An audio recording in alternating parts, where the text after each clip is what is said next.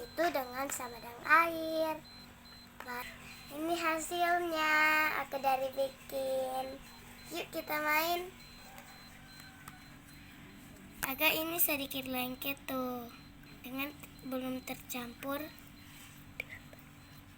yang baik. Tapi ini lembut dan dimainnya enak banget. Tapi kalau di kamera putih, dia agak putih juga. Kalau di sini agak green begitu. Banget.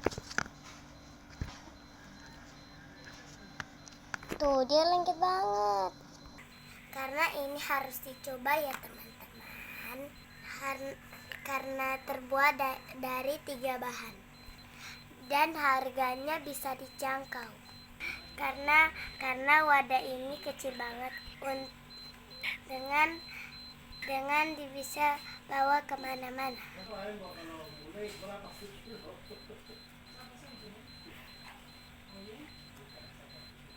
Duh, teman-teman. Terlengket.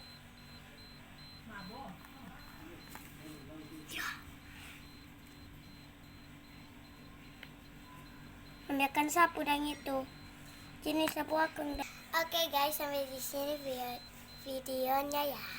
Jangan lupa like, comment, share, and subscribe. Jangan lupa.